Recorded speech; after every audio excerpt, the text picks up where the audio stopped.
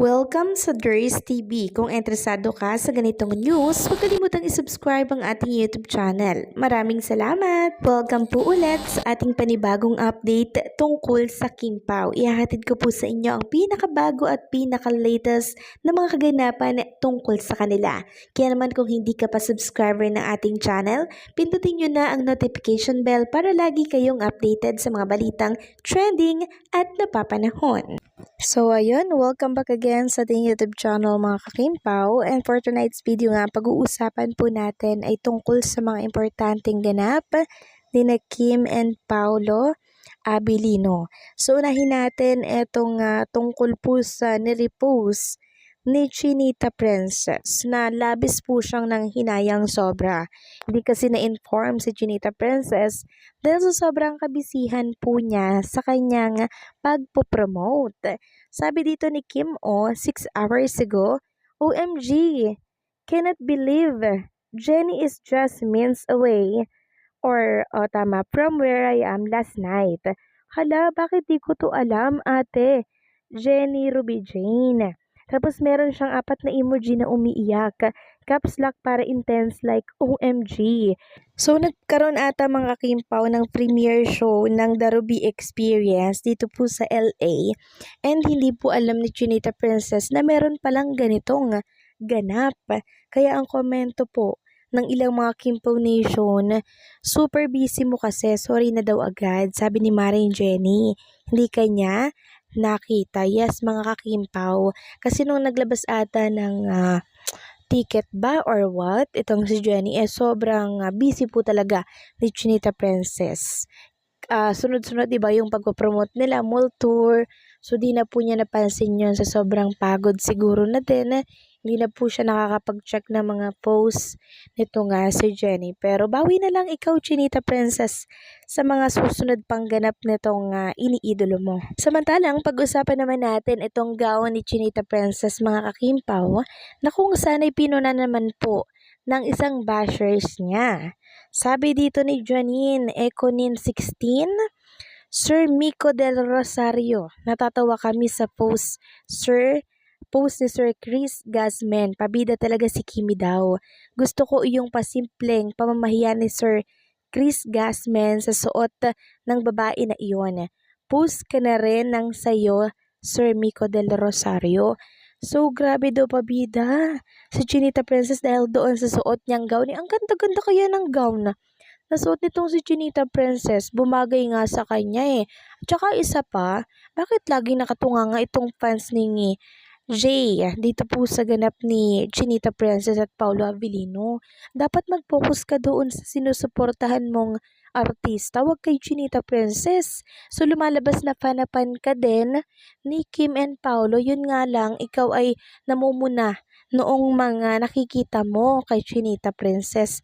Bashers na may halong pagpa-fangirl kay Kim and Paolo. Nako, grabe na yan ha. So mag-focus ka kay Janine dahil wala kaming nakikitang mali sa suot ni Chinita Princess. Actually, pinuri pa nga po siya ng mga ibang lahi dahil sa napakaganda ni Kim doon sa kanyang kasuotan na gown na talagang bagay na bagay sa kanya. Mahusay po kasing magdala ng gown, ng damit, si Chinita Princess, kaya inggit na naman ang mga bashers, and meron na naman pong napuna dito kay Kim Chu.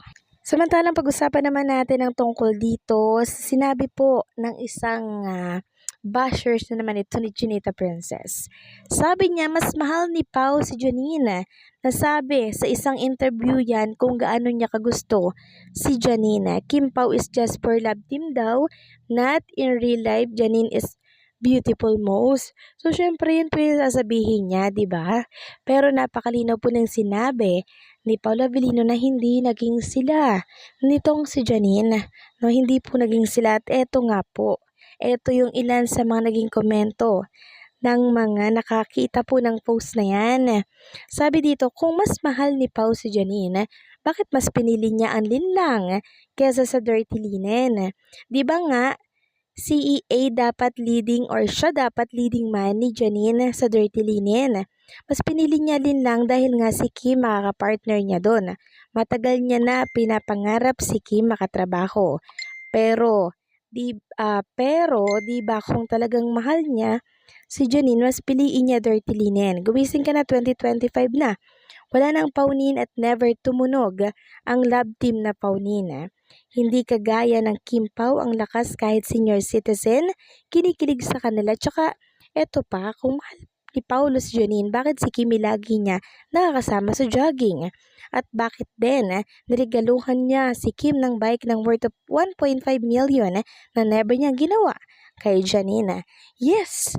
Tumpak po mga kakimpaw, itong sinabi po na komento ng isang netizen dito sa post ng isang bashers na siyang na-repost po, no, ng isang Kimpaw fans para nga po supalpalin etong bashers na to. So unang-una, hindi po naging sila ni Janine. Pangalawa, hindi po mahal ni Paula Avellino si Janine. So dilulo na naman po itong mga kampo po ni Jay, no? Talagang wala na ata silang makita po na paraan para masira ang Kimpaw Nation sa sobrang lakas ba naman, 'di ba? Ng pagsuportang ginagawa po ninyo, talagang sana puwersa na rin sila para po masira ang Kimpaw na siyang hindi po mangyayari. Kasi tayong Kimpaw Nation, mas alam po natin yung totoong nangyayari kay Kim and Paulo, yung totoong kung anong status ni Kim and Paulo at totoong nangyayari po sa kanilang dalawa. Kaya yung mga ganitong mga posts, natatawa na lang talaga ako kasi walang katotohanan Nonsense, pero paano naman po yung mga nakakabasa nito na walang alam?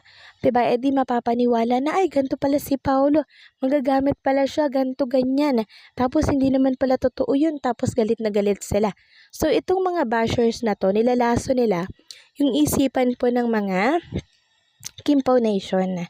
'Di ba? Gusto po nilang i-manipulate, gusto po nilang sirain, gusto po nilang pahinain yung puwersa ng Kimpaw Nation.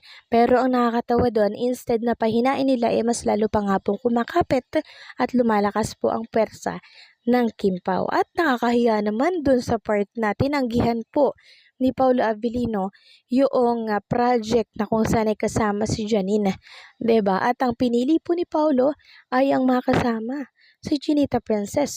So doon pa lang mga kakimpaw, panalong-panalo na po tayo doon dahil ibig sabihin napakalinaw po talaga ng gustong mangyari ni Paulo. At yun ay ang mapalapit kay Kim Chiu at makatrabaho niya po si Kim Chiu na pinangarap niya po talagang mangyari in 15 years. Grabe yung sakripisyo at pag-aantay po ni Paulo Avellino.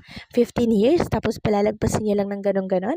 Kaya hindi niya po pinili si Jay na makasama doon sa dirty linen na yan. Pagkas ang pinili niya ay yung Lin lang na kung saan ang totoo si Chinita Princess. So paano, hanggang dito na lamang pong update natin. Maraming salamat sa patuloy na pagsuporta.